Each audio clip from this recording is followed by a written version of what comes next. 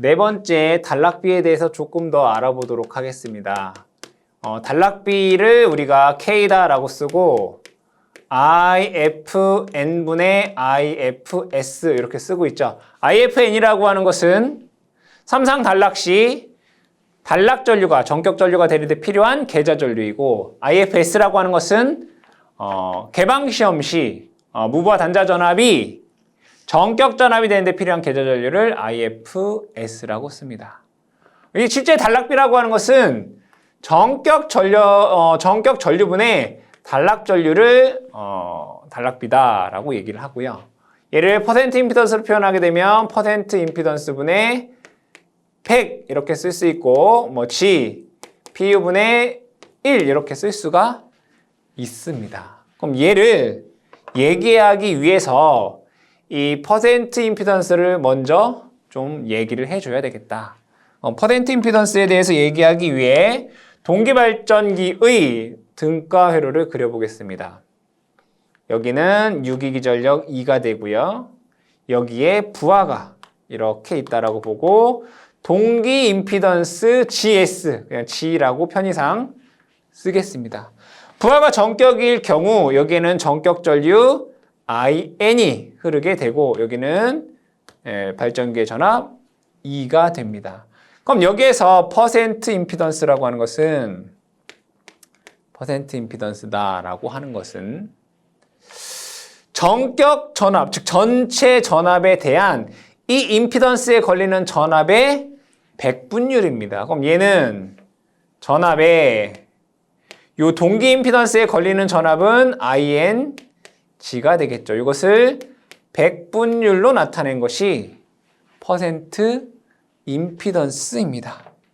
이때 여러분들이 항상 공식을 암기를 하실 때는 각각 의미를 아셔야 되겠다. E는 여기에서 상전압을 의미하고요. 한 상에 대한 것만 그린 거니까 단위는 여기서 볼트입니다.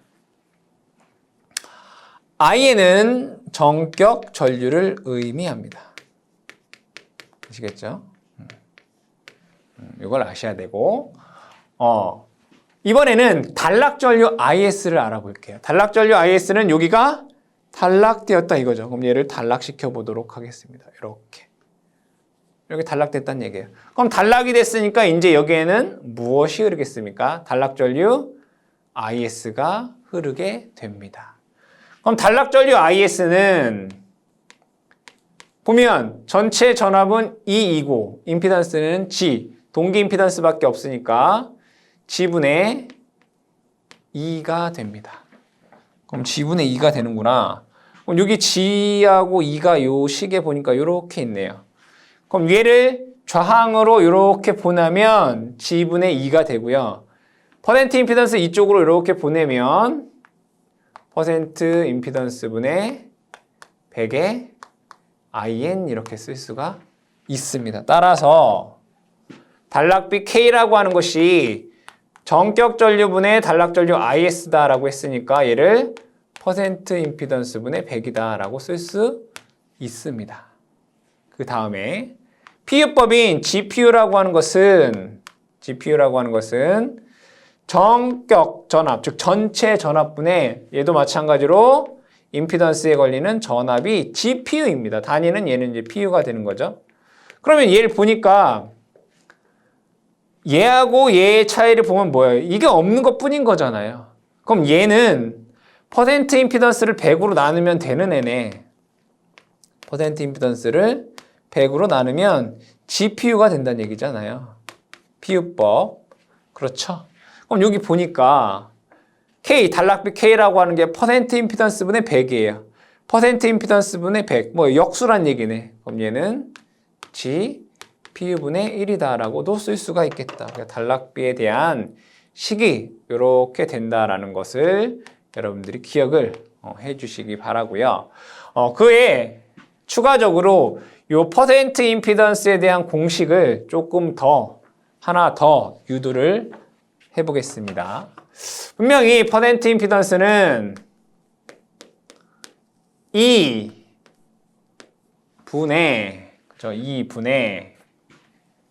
IN G 곱하기 100이다 라고 되어 있습니다. 여기에서 분명히 제가 2는 상전압이라고 했고요. 단위가 볼트다 라고 했습니다. 근데 이것을 선간전압으로 한번 나타내 볼게요. V, 얘는 선간전압이고요. 단위를 킬로볼트다 라고 하겠습니다. 그럼 여기에서 제가 위아래다가 똑같이 루트 3V, 루트 3V 이렇게 해도 식은 변함이 없습니다. 맞죠? 식의 변화는 없다. 그러면 여러분들 자, 이 관계에서 분명히 동기 발전기는 Y개선이라고 했기 때문에 선간전압은 상전압의 루트 3배입니다. 자, 1 V 킬로볼트는 얘는 선간전압이에요. 그쵸? 선간전압이에요. 선간전압은 상전압의 루트 3배가 되어야 돼요. 그쵸? V 킬로볼트는 상전압의 루트 3배가. 근데 얘는 단위가 지금 볼트이네요. 볼트. 그러면 여기를 10에 마이너스 3승하면 킬로볼트가 되잖아요. 그러니까 이런 거잖아요. 1000 곱하기 10에 마이너스 3승 해야지 1 킬로볼트 이렇게 되잖아요. 아, V 킬로볼트는 루트 3 2 곱하기 10에 마이너스 3승 하게 되면 된다 이거죠. 이해되시죠? 그럼 요 식을 통해서 2라고 하는 것은 볼트는 나머지를 다 넘기면 되겠네요. 루트 3 V에 넘어가면 곱하기 10에 3승이 돼요. 그럼 여기 2 대신에 제가 이걸 대입하겠다 이거예요. 그럼 다시 쓰게 되면 퍼센트 임피던스는 원래 있던 루트 3V 2 대신에 요거 집어넣게 되면 루트 3V 곱하기 10에 3승. 여기는 루트 3V ING 곱하기 100 이렇게 되나요? 그럼 여기에서 루트 3 없어지게 되고 여기는 10이 3개가 있고 여기는 10이 2개가 있네요. 그럼 얘가 하나 3개가 1개로 되겠죠. 그죠? 그럼 얘를 다시 한번 쓰게 되면 퍼센트 임피던스는 요거 10 V제곱 루트 3 VI가 뭐죠? 피상전력이죠. PN 루트 3 VI G 이렇게 쓸 수가 있겠다. 근데 여기에서 공식에서 보면 이 V는 기준이 뭐라고요? 선간 전압이면서 단위는 킬로볼트예요. 그 다음에 P라고 하는 것은 얘가 킬로볼트잖아요. 그럼 얘 단위도 킬로볼트 암페어가 되겠죠. 그래서 얘는 전격 용량이다 라고 얘기를 합니다. 전격 용량 단위는 킬로볼트 암페어. 여러분들이 공식을 암기하실 때 의미와 단위도 함께 잘 암기를 해 주셔야 된다. 아시겠죠? 그 다음에 단락비에서 단락비가 크다라는 의미에 대해서 천천히 얘기해 보겠습니다. 아주 중요한 내용입니다. 단락비가 크다.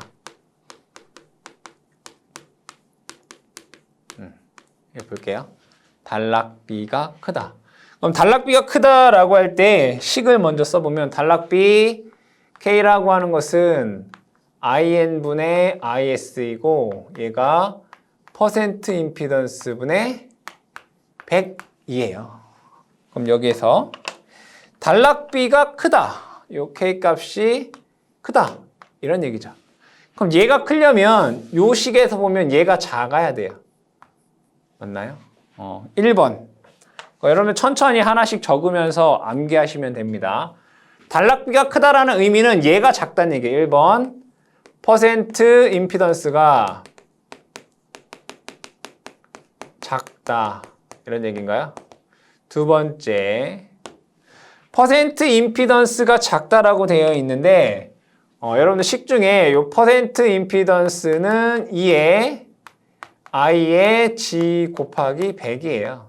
그럼 얘가 작으려면 요것도 작아야 되잖아요. 요거 동기 임피던스가 작아야 돼. 동기 임피던스가 작다.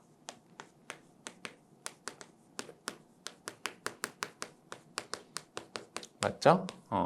근데 동기 임피던스 보니까 뭐라고 쓸 수 있어요? G, S는 J, XA 플러스 XL 이렇게 쓸 수 있어요. 그쵸? 동기 임피던스는 J, XA, XL. 좀 이따 얘기해 보도록 할게요. 세 번째. 자, 동기 임피던스가 작으면 당연히 전압 강화도 줄어들겠죠? 전압 강화가 작다.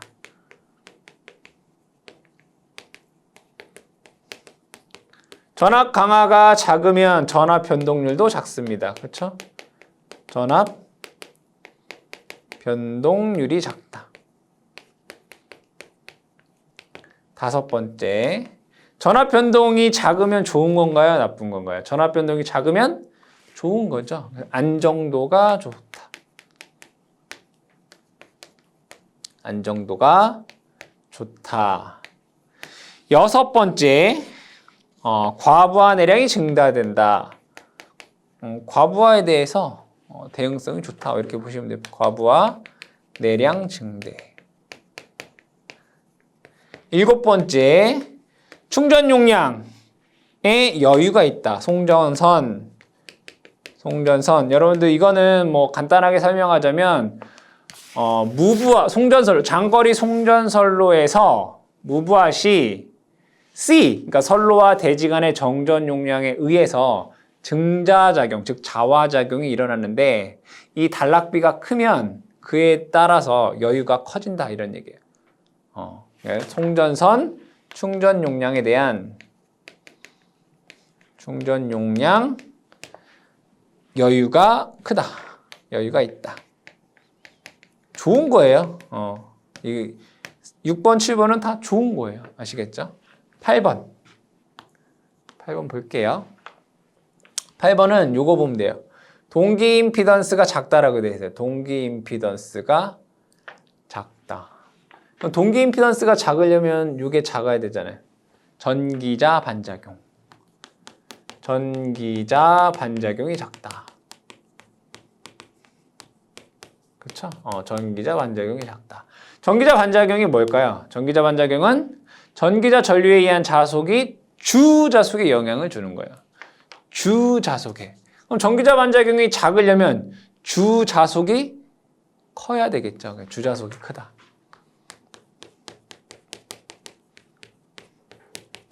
그럼 주자속이 많이 나오려면 계자 철심이 커야 되겠죠. 계자 철심이 크다.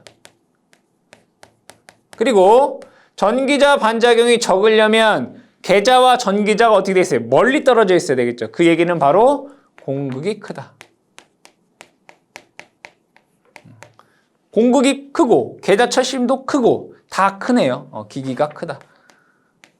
기기가 크고 무겁고 비싸다가 되겠네. 그렇죠? 13번째. 여기 보면 계자 철심이 크다는 얘기는 철이 많다는 얘기죠. 그럼 철손이 증가하겠죠. 따라서 효율이 나쁘다. 손실이 많으면 효율이 나쁘겠죠. 그래서 여러분들이 한 13가지 정도를 기억을 해 두셔야 됩니다. 근데 여러분들이 1번부터 13번까지를 그냥 무작위로 암기하시면 암기가 잘 안 되기 때문에 이러한 일련의 과정을 통해서 여러분들이 암기를 해두는 게 좋겠다. 그러면 어떠한 발전기는 단락비가 클 것이고 어떠한 발전기는 단락비가 작을 것입니다. 이때 단락비가 크다라고 하는 것 중에 뭐가 있냐면 계자 철심이 크다라고 되어 있습니다. 그래서 얘를 뭐라고 하냐면 철기계라고 얘기를 합니다. 그래서 단락비가 큰 기계를 철기계 이렇게 얘기해요. 얘는 단락비가 크다. 그러면 단락비가 작은 기계도 있을 거 아니에요. 그럼 철보다는 구리가 많겠죠. 동기계, 구리 기계. 얘는 단락비가 작다. 어떠한 것들이 있느냐라고 했을 때 이 단락비가 큰 것들은 이제 수차 발전기가 단락비가 큽니다.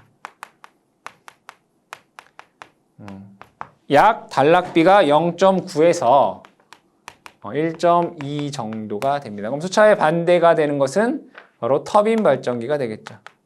터빈 발전기는 단락비가 작습니다. 그래서 이 터빈 발전기는 0.6에서 한 1 정도의 단락비가 됩니다. 그래서 단락비가 큰, 단락비가 작은 발전기에 대해서도 종류를 알아두시면 되겠습니다. 다섯 번째는 단락전류입니다. 이 단락전류는 이 전기자가 단락되었을 때 흐르는 전류를 뜻합니다. 그러면 이 단락전류를 설명하기 전에 개방되어 있는 상태부터 얘기를 해보겠습니다. 이 계좌에서 계좌 자속이 나올 것이고요. 이 계좌가 회전을 하면 이 전기자에는 분명히 유기기전력이 발생을 할 것입니다. 하지만 여기에는 전류가 흐르지 않습니다. 그 얘기는 뭐냐? 전기자 반작용이 없다라는 얘기입니다. 그럼 이때 여기에서 이 계좌 전류에 대한 변화를 보게 되면 지금 개방되어 있을 때에는 직류 전원이기 때문에 계좌 전류는 일정합니다. 그럼 계좌 전류에 대해서 그래프를 그려보게 되면 어떤 일정한 IF 값을 갖는다 이런 얘기죠. 이렇게 됩니다. 그럼 어떠한 순간에 이 순간에 예를 들어 단락이 되었다라고 보겠습니다. 전기자가 단락이 되었다. 여기가 이렇게 연결되었다라고 보겠습니다. 그러면 이때 여기에는 단락전류 IS가 급격하게 흐를 것입니다. 그러면 얘는 여기에 뭐가 있습니까? XS입니다. 즉 유도성 리액턴스가 있다라는 것입니다. 그럼 여기에 지상전류가 흐르겠죠. 무슨 전류? 지상전류. 전압보다 전류가 느린 지상전류가 흐를 것이고 이 지상전류는 동기발전기 전기자 반작용에서 감자작용을 일으킵니다. 감자작용. 즉 이 주자속을 감소하는 그러한 자속이 된다. 이런 얘기죠. 맞습니까? 그러면 이 공극은 항상성을 유지하기 위해 즉 단락이 발생하는 순간 이 전기자 반작용에 의하여 이 공극의 자속은 어떻게 해요? 감소되겠죠. 근데 이 공극의 자속의 항상성을 유지하기 위해서 주 계자는 어떻게 하겠어요? 더 많은 자속을 내보내겠죠. 그러니까 순간적으로 높은 계자 전류가 흐르게 됩니다. 이렇게. 그러면 요 자속, 주자속이 증가를 하겠네요. 그리고 어떠한 일정하게 이렇게 다시 수렴합니다. 이렇게. 원래 있던 시간이 지나면 계자 전류가 이렇게 되더라고요. 근데 이것은 단락이 발생하는 순간 계자 전류는 증가했다가 다시 원래의 값으로 이렇게 수렴을 하는데 실제는 이렇게 되는 것이 아니라 이렇게 되겠죠. 이렇게 이렇게 돼서 원래의 값으로 이렇게 수렴을 하게 됩니다. 그럼 마찬가지로 이 계자 전류가 이렇게 변화하기 때문에 이 단락 전류도 어떻게 되겠어요? 변화합니다. 그럼 이것을 단락 전류에 대한 파형으로 그려보게 되면 이때 단락이 발생하고 이때 여기서 이제 단락이 발생했다라고 보겠습니다. 단락이 발생하고 이 단락 전류가 일정한 예를 들어 이러한 파형이다라고 보겠습니다. 이렇게 제가 그려볼게요. 이렇게 된다고 보겠습니다. 이거 보시면 얘네들이 이 값이 일정할 거 아니에요. 이렇게 제가 이거 뭐라고 한다고 이거를 단락전류라고 보겠다 이거예요. 단락전류. 근데 이 계좌전류를 보시게 되면 이러한 직류분이 어떻게 되어 있어요? 포함이 되어 있잖아요.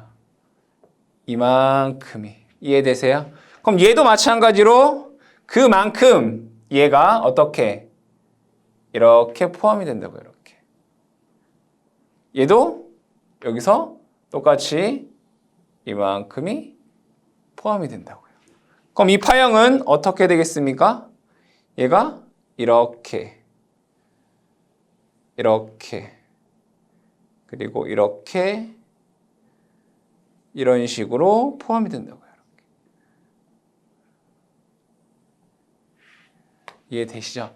그러면 여기서부터 이 단락이 생긴 순간부터 여기까지를 뭐라고 하느냐? 얘를 돌발 단락전류다라고 얘기를 하고요. 그리고 여기서부터 여기까지를 끝까지를 지속 단락전류다라고 얘기를 합니다. 그러면 이 단락사고가 발생했을 때 단락전류는 처음에는 크고 나중에는 어떤 일정한 단락전류가 흐른다라는 거죠. 그럼 이때 이 돌발 단락전류는 자 분명히 이 단락전류 IS는 요 회로를 보시게 되면 XS하고 유도기 전력 2밖에 없어요. 그러니까 얘는 XA 더하기 XL분의 2일 거란 말이에요. 그게 언제냐면 이 부분 지속 단락전류에서는 단락전류가 얼마가 되느냐? XA 플러스 XL 분의 2가 되는 거죠. 전기자 반작용 리액턴스, 누설 리액턴스. 이게 지속 단락 전류가 됩니다. 근데 단락이 발생하는 순간 돌발 단락 전류에서는 이 전기자 반작용 리액턴스가 없습니다. 그래서 이때의 단락 전류는 어떻게 되냐면 XL분의 2가 됩니다. 그래서 이 돌발 단락 전류를 제한하는 것은 전기자 누설 리액턴스입니다. 누설 리액턴스다. 돌발 단락 전류를 제한하는 것은 누설 리액턴스다라는 것을 여러분들이 기억을 해두시고 이 단락 전류는 즉 단락사고가 발생하면 초기에는 큰 값이었다가 나중에 일정한 단락 전류로 수렴한다라는 내용을 여러분들이 알아주시면 되겠습니다.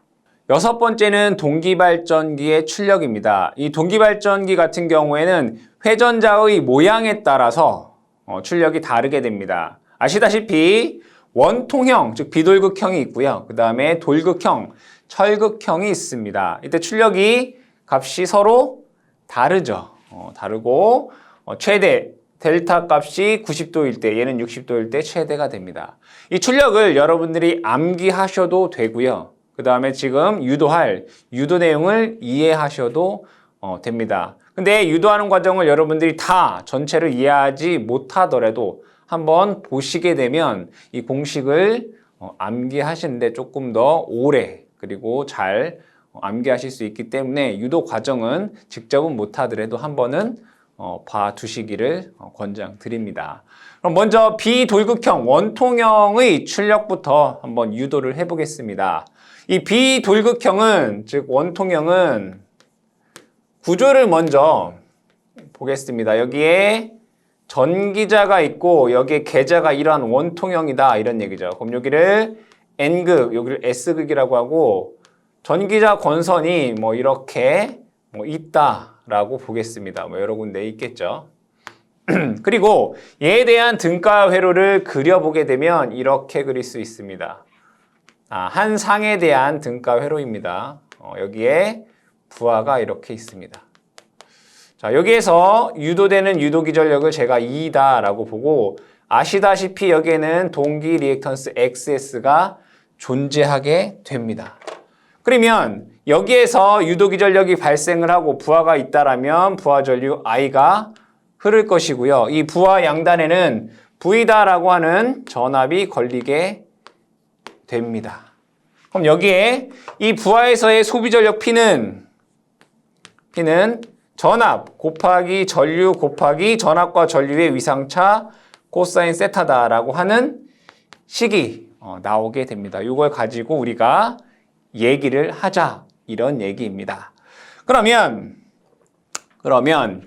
여기에서 벡터도를 한번 그려보겠습니다. 벡터도를 그리기에 앞서 유도기전력 E라고 하는 것은 단자전압 V 플러스 여기에서의 전압 강화를 하는 거죠. 실제 여기에는 RA라는 게 있습니다. 그쵸? 그럼 얘는 I에 R 플러스 J, XS 이렇게 쓸 수가 있습니다. 맞죠? 그럼 요 식을 가지고 제가 벡터도를 하나 그려보겠습니다. 자, 이 V라고 하는, 얘네들은 다 벡터적인 값인 거죠. V라고 하는 벡터를 먼저 그려보면 V는 이렇게 그립니다. 얘가 V라는 벡터라고 보겠습니다.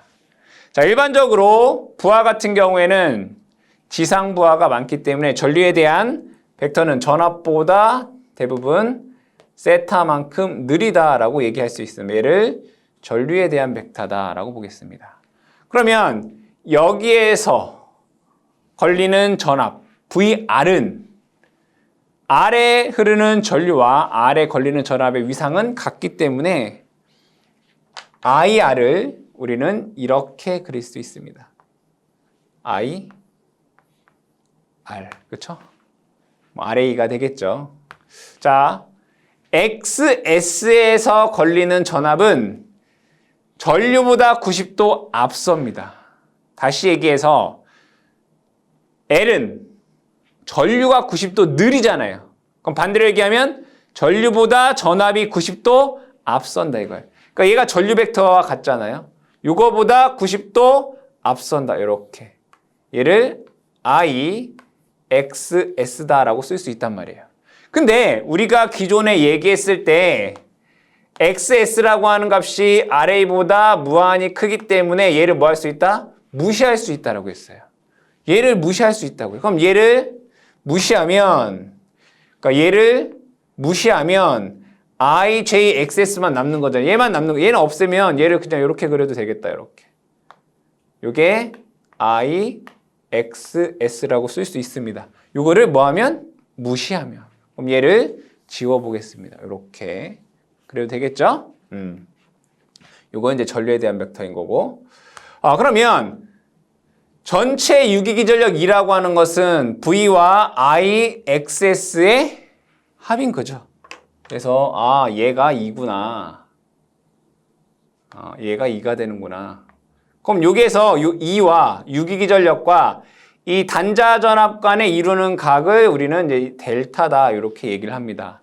이때 이 델타라고 하는 것을 뭐라고 하냐면 부하각 또는 토크각 이렇게 얘기를 하고 있습니다. 여기에서 이 벡터에서 조금 유도를 해보겠습니다. 자, 쭉 이렇게 볼게요. 자, 얘가 세타입니다. 그렇죠? 그럼 얘와 얘는 90도이기 때문에 여기는 90 마이너스 세타입니다. 여기가 직각이니까 여기가 세타가 되네요. 그렇죠? 여기가 뭐라고요? 세타가 됩니다. 그럼 여기에서 요 길이를 한번 알아보겠습니다. 요거의 길이. 자, 요 작은 삼각형에서 볼게요. 작은 삼각형에서. 요거의 길이는 분명히 IXS고요. 여기가 세타입니다. 그럼 얘는 코사인. 요거의 길이는 IXS 코사인 세타 이렇게 쓸 수 있습니다. 어디가? 요거의 길이가. 자, 그 다음에는 요 큰 삼각형을 보겠습니다. 큰 삼각형. 그럼 큰 삼각형에서는 요거의 길이가 사인 되죠, 그죠? 사인. 그래서 얘는 2 사인 델타라고 쓸 수 있습니다. 2 사인 델타. 맞죠? 그럼 여기에서 요 식을 통해서 제가 알고자 하는 것은 I 코사인 세타입니다. 적어볼게요. I 코사인 세타는 X S분의, 그죠? 요거 이쪽 넘어가면 되잖아요. 2의 사인 델타다라고 쓸 수 있습니다. 그럼 요 식을 통해서 우리가 알고자 하는 것은 요 출력이잖아요. 출력. 요 출력 P는 V I 코사인 대신에 이걸 넣는 거야. I 코사인 대신에 이걸 넣게 되면 XS 2의 사인 델타다라고 쓸 수 있습니다. 단위가 와트 이렇게 되겠죠.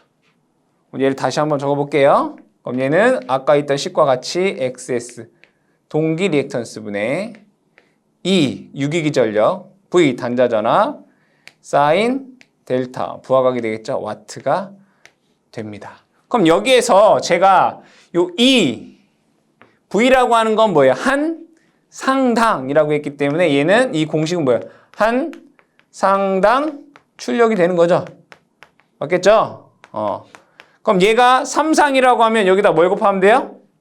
여기다가 3 곱하면 되죠. 3 곱하면 3상 출력이 된다. 그것까지 여러분들이 기억을 해주시면 되겠습니다. 두 번째로는 돌극형에 대해서 보겠습니다. 돌극형.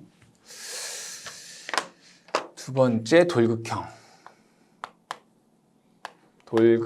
뭐 또는 철극형 이렇게 얘기도 합니다. 그럼 여기에 전기자가 있고요. 여기는 돌극이 즉 계자가 이러한 모양이 됩니다. 여기를 뭐 N극, 여기를 S극 이렇게 볼게요. 그리고 뭐 전기자가 여기에 이렇게 있다라고 보겠습니다. 뭐 이렇게 그려볼 수 있겠죠. 그럼 여기에서 N극과 같은 이러한 축 방향의 리액턴스를 XD라고 합니다. XD.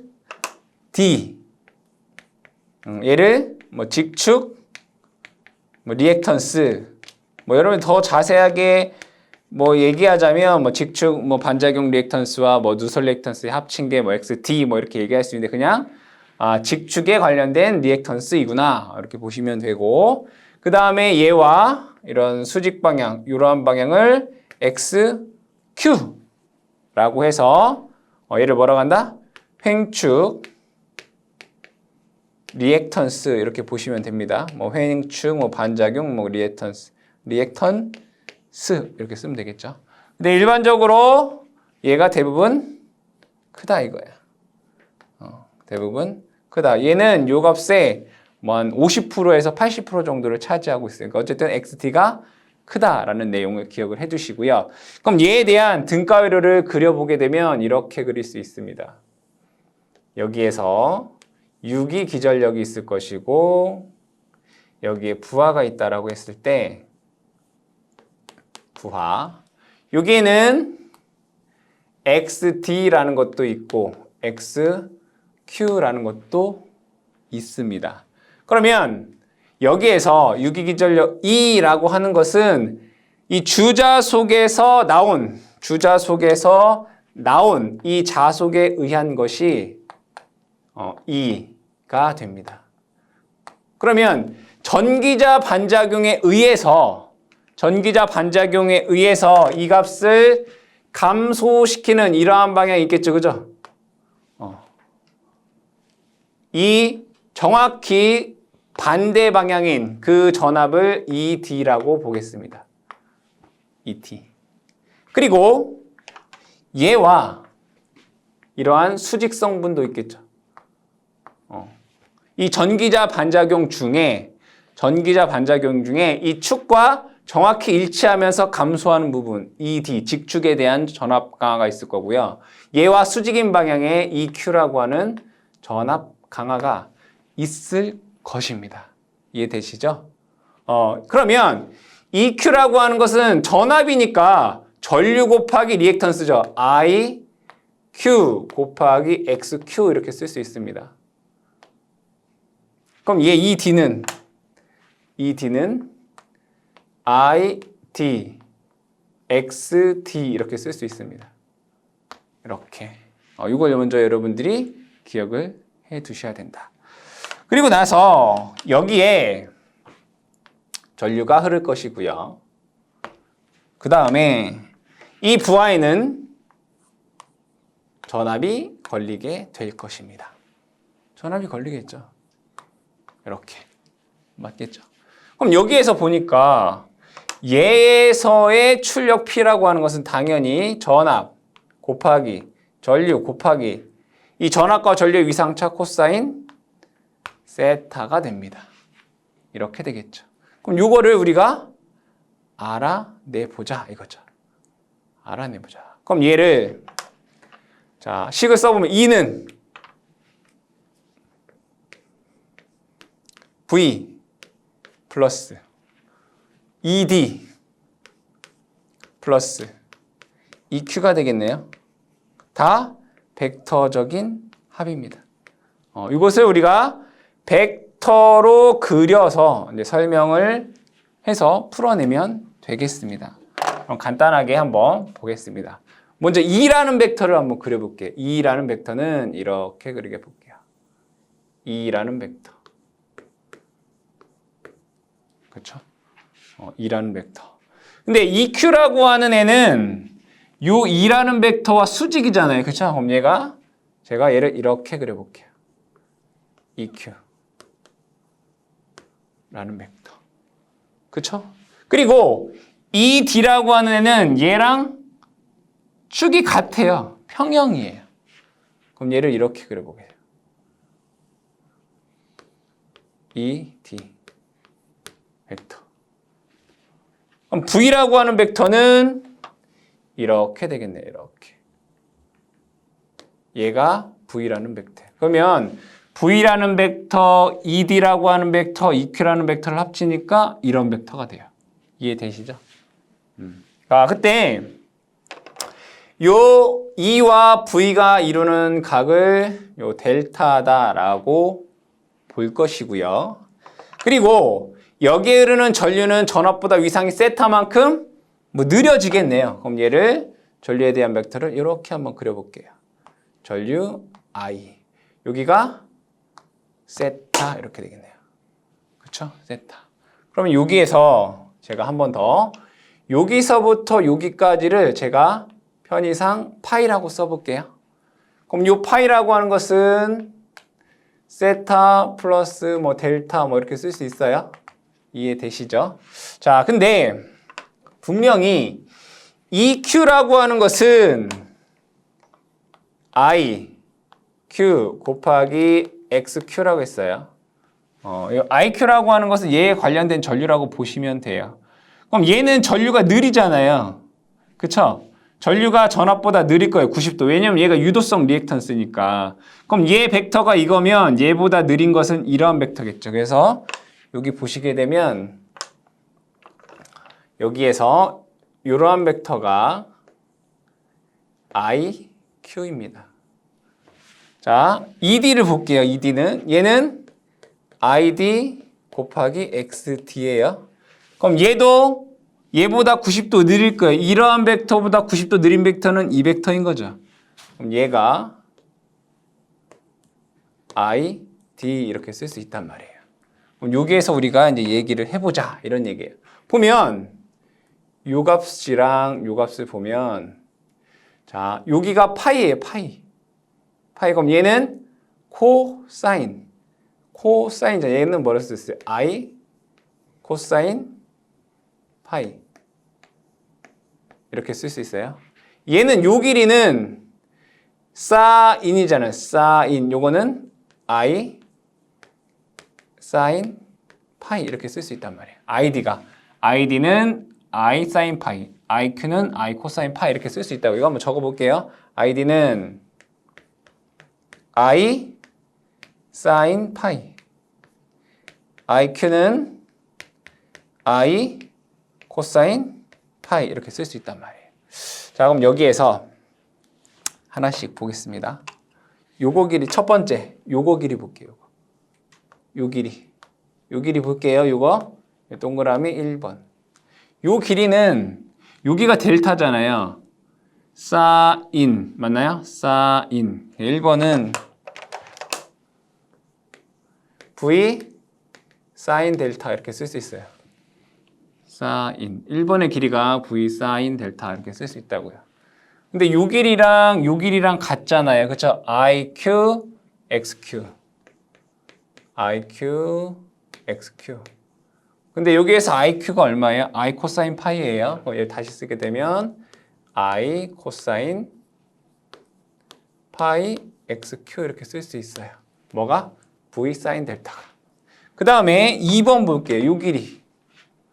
여기서부터 요 길이. 여기를 2번이라고 볼게요. 요 길이를 보겠습니다. 2번은 요 길이에서 2에서 요만큼 빼주면 되잖아요. 요만큼 길이. 여기서부터 여기까지가 얼마인가요? 코사인, V 코사인 델타. 그래서 2 빼기 V 코사인 델타 이렇게 쓸 수 있어요. 어디가? 요 길이가. 요 길이는 요 길이에서 요 길이를 뺀 거예요. 2 빼기 여기는 V 코사인 델타예요. 근데 요 길이는 요거랑 같네요. ID, XD. 그쵸? ID를 뭐라고 쓸 수 있었어요? ID를 I 사인 파이. I 사인 파이 XD. 이렇게 쓸 수 있다고요. 아, 그러면 여기에서 조금 더 나아가서 자, 요식과 요식을 통해서 I 1번 다시 I 코사인 파이는 x큐분의 v 사인 델타 이렇게 나와요. 자, 2번에서는 I 사인 파이는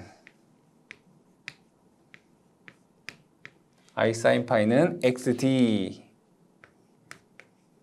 분의 I 사인 파이는 xd 분의 2 마이너스 v 코사인 델타가 돼요.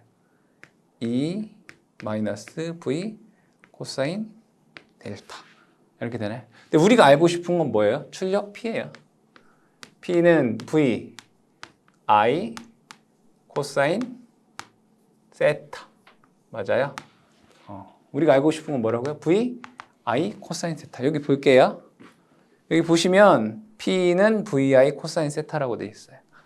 이 출력을 알고 싶은 거예요. 근데 여기 보니까 요 세타라고 하는 값은 여기에서 요걸 빼면 될 것 같아. 즉, 요 식에서 보면 세타는 파이에서 델타를 빼면 되는구나. 세타는 파이에서 델타를 빼면 되는구나.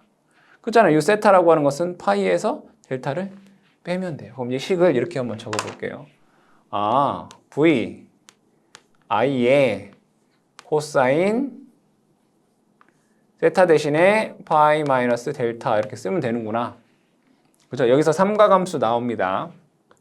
V i의 코사인 파이 마이너스 세타라고 하는 것은 코코사사예요. 코코사사 코사인 파이 코사인 델타. 여기가 마이너스면 여기는 플러스죠. 플러스 사인 파이 사인 델타 이렇게 나와요. 얘를 전개를 해볼게요. V I 코사인 파이 코사인 델타 플러스 V I 사인 파이 사인 델타 이렇게 나와요. 그럼 여기에서 잘 보시면 I 코사인 파이가 있고요. I 사인 파이가 있어요. 이렇게. 그럼 여기 보면 I 코사인에는 이걸 집어넣으면 되고 I 사인에는 이걸 집어넣어라 이런 얘기가 되겠네요. 다시 한번 정리를 해보면 V에 I 코사인 파이 대신에 요거를 집어넣으면 X Q V 사인 델타 코사인 델타가 되고요. 플러스 V에 I 사인 대신에 요걸 넣어볼게요. XT에 그죠? 2 마이너스 V 코사인 델타 사인 델타 이렇게 돼요. 맞아요? 그쵸? 그럼 얘를 다시 한번 적어볼게요. 여기 보시면 VEXD 사인 델타 있죠? VEXD 사인 델타 그거 먼저 써볼게요. 뭐 어떻게 돼? xd. 그죠? xd EV 사인 델타. 맞아요? 플러스. 자, 요거 볼게요. V 제곱 사인 델타 코사인 델타. V 제곱 사인 델타 코사인 델타. 아, 그럼 얘는 이렇게 쓸 수 있구나. V 제곱. 뭐 자리로 바꾸면 되는 거니까 뭐 코사인 델타 사인 델타. 이걸 묶을 거예요. 그죠? V 제곱 사인 델타 코사인 델타. V 제곱 코사인 델타 사인 델타. 그럼 여기는 뭐만 남아요? x 큐분의 1. 여기는 v 제곱 코사인 사인 델타 뭐 xt분의 1만 남죠. 근데 이게 뭐예요? 마이너스죠. 그럼 얘는 어떻게 쓸 수 있어요? x 큐분의 x 1 마이너스 xt분의 1 이렇게 남아요. 그렇죠? 그럼 얘를 한 번 더 정리해 보면 여러분들 요식 있죠, 그렇죠? 요식. 보면 코사인 세타, 사인 세타를 삼각함수에서 보면 얘는 2분의 1 사인 2세타라고 하는 식이 있어요. 식이 있어요. 그래서 P는 다 했어요. P는 XD EV 사인 델타. XT EV 사인 델타가 되고요. 플러스. 자, 요거는 V제곱 있잖아요. 그죠? 요거는 코사인 델타, 사인 델타는 이 사인 델타가 될 거고, 요거는 통분하면 XD, XQ분의 XD-XD가 돼요. 얘는 어떻게 돼요? 요거 2. 요거 통분하면 XD, XQ. 그쵸? 여기 V 있어요. V제곱. 얘는 XT-XQ가 되죠. 사인 2델타 이렇게 돼요. 이런 식이 나오게 된다. 그럼 여기에서 요 식에서 보시게 되면 얘는 만약에 xd라고 하는 값과 xq라는 값이 같으면 어떻게 될까요? 요게 0이 되죠. 뭘로? xs라는 값으로 같으면 얘는 원통형이랑 같게 돼 버리는 거예요. 얘만 남잖아요. 그렇죠? 자, 그리고 얘가 어떠한 역할을 하냐면 릴럭턴스 토크를 만들어요. 뭘 만든다고요? 릴럭턴스 토크를 만든다. 참고로 알아두시고요. 릴럭턴스 토크를 알아두시고. 자, 보니까 얘가 없으면 얘는 뭐랑 같아요? 원통형이랑 똑같단 말이에요. 그래서 이 부분 같은 경우에는 주자속이 아주 작을 때, 주자속이 작을 때에는 이 값이 큰 의미가 있어요. 이 부분이. 그러니까 정밀한 제어를 한다거나 주자속이 작을 때에는 아주 큰 역할을 하지만 주자속이 클 경우에는 사실 큰 역할을 하지 못해요. 그래서 이 보통의 대부분의 돌극형 동기기 같은 경우에, 동기발전기 같은 경우에는 대부분 원통형의 공식을 그대로 적용해도 크게 문제가 되지 않는다라는 것도 여러분들이 기억을 해 두셔라. 아시겠죠? 자, 그럼 여기에서 한 가지 더 보게 되면 언제 최대가 되느냐라고 했을 때 이 항들을 보겠습니다. 얘는 비돌극형은 요 사인의 함수입니다. 사인의 함수. 즉 원통형은 사인의 함수이기 때문에 이렇게 그릴 수 있겠네요. 이렇게 그릴 수 있다고요. 그러니까 P equal XS분의 2의 V의 사인 델타 와트예요. 그렇죠? 그럼 언제 최대가 돼요? 요때잖아요. 즉 델타 이퀄 90도일 때 최대가 돼요. 근데 돌극형 같은 경우에는 여기에다가 요것도 추가가 된 거잖아요. 요것도 추가가 됐다 이거야. 근데 얘 보시게 되면 2델타예요. 그러니까 얘 주파수의 2배란 얘기예요. 그러면 요 항, 릴럭턴스 토크를 만드는 요 항에 대해서 그려보게 되면 얘는 뭐 이렇게 그리겠네요. 이렇게 그쵸? 이렇게 뭐 이렇게 그려진단 말이에요. 그럼 얘랑 합친 게 이거잖아요. 그럼 여기 보시게 되면 대략적으로 얘와 얘가 합쳐서 최대가 되는 이 값은 한 60도 정도가 되더라 이거예요.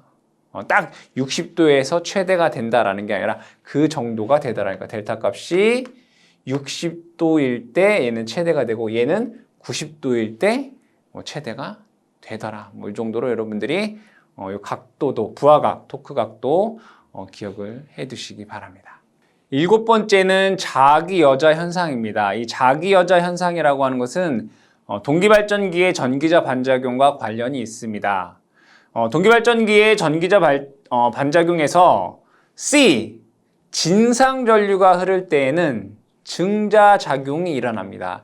이 증자작용에 의해서 발생되는 것이 이 자기여자 현상인데 천천히 얘기해 보겠습니다. 여기에서 계자의 자속이 나오면 유기기전력이 발생을 합니다. 이때 여기에 C라고 하는 콘덴서, 즉 정전 용량이 연결되게 되면 여기에는 IC다라고 하는 콘덴서에 흐르는 진상전류가 흐르게 됩니다. 이 전기자의 진상전류가 흐를 것이고 이 전기자에 의한 반작용으로 자속 파이 A는 어떻게 돼요? 주자속과 같은 방향의 자속이 발생을 하게 됩니다. 즉 여기에서 증자가 일어난다라는 것이죠. 그럼 결과적으로 공극에 있는 자속 파이는 증가를 합니다. 자속 파이는 어떻게 된다? 증가를 하게 됩니다.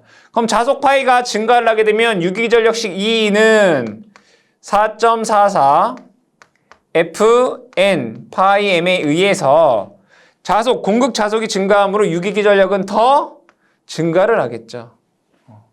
그럼 유기기전력이 더 증가를 해서 이 발전기의 전격 전압보다 더 높게 되면 어떤 위험한 상황이 발생할 수 있습니다. 그러면 이 자기여자 현상이 좋은 게 아니기 때문에 방지해야 되겠죠. 그래서 방지 대책도 여러분들이 이해를 하셔야 됩니다. 그러면 이 자기여자 현상에 대해서 조금 더 자세하게 얘기를 해보면 자속 파이를 증가시키면 유기기전력은 증가를 합니다.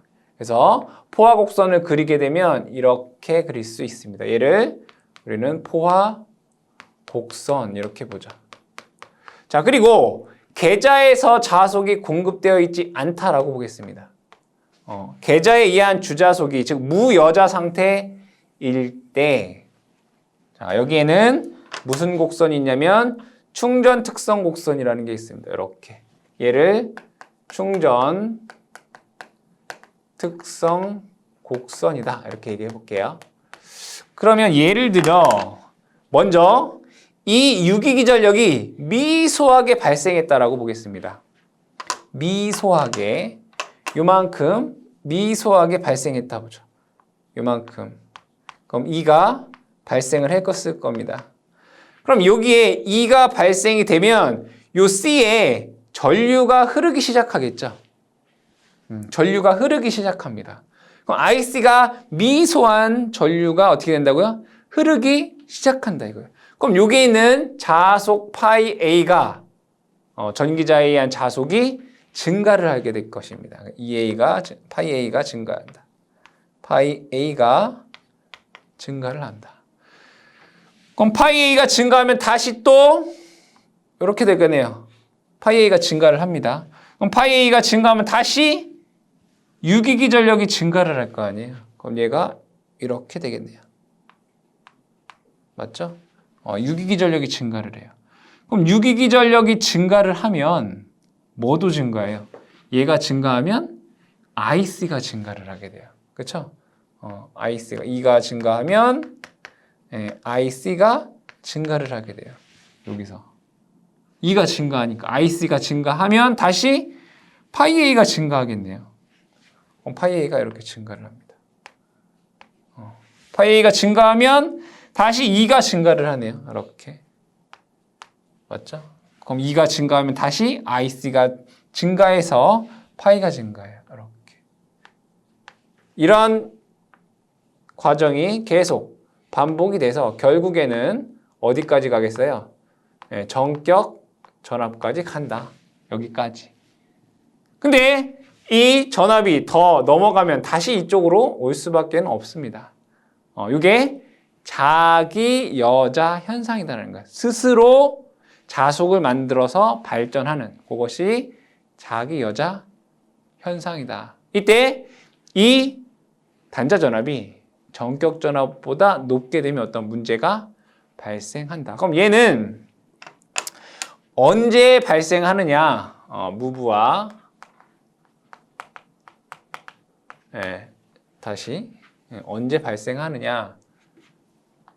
장거리 송전선로 무브와 운전 시 이때 뭐가 흘러요? 진상 전류가 흘러요. 충전 전류가 흘러요. 충전 전류가 흐른다. 충전 전류. 그로 인해서 자기 여자 현상이 발생한다. 그럼 얘를 뭐 해야 되겠어요? 좋지 않은 거기 때문에 방지 대책이 있어야 되겠다. 방지 대책. 그럼 결국에는 얘는 뭐 때문에 흐르는 겁니까? 이 충전 전류 때문에 흐르는 거죠. C에 흐르는 전류. 90도 앞선 전류 때문에 흐른다. 그럼 C와 반대되는 게 무엇일까요? 바로 L을 설치해 줍니다. 인덕턴스를 설치해 준다. 그래서 방지 대책으로 첫 번째 병렬로 무엇을? 리액터를 어떻게 한다? 설치한다. 이걸 우리 뭐라고 해요, 얘를? 병렬로 설치한 리액터를 우리는 블로 리액터 이렇게 얘기하죠. 블로 리액터. 그럼 블로 리액터 역할을 하는 게 또 뭐가 있느냐? 뭐 나중에 배우겠지만 동기조상기, 부족 여자 운전. 동기조상기를 설치하여 부족 여자 운전을 한다. 세 번째, 변압기 설치. 변압기를 어떻게 한다? 설치한다. 변압기도 뭐예요? 하나의 L로 볼 수가 있겠죠. 네 번째, 이 자기 여자 현상 같은 경우에는 C 때문에 발생한다라고 했어요. 근데 발전기가 여러 대 병렬로 연결되어 있으면 이 C에 흐르는 전류가 어떻게 해요? 각 발전기로 분배가 되겠죠. 그래서 자기 여자 현상이 발생이 안 된단 말이에요. 그러니까 얘는 지금 뭐예요? 발전기에서 이런 현상이 발생하는 거잖아요. 그러니까 발전기를 어떻게 한다? 여러 개 병렬 운전하게 되면 이 C가 분담해서 가겠죠.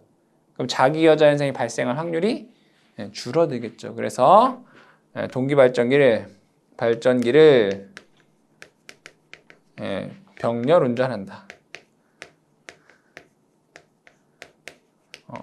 이렇게 할 경우에 이 자기 여자 현상을 방지할 수가 있습니다.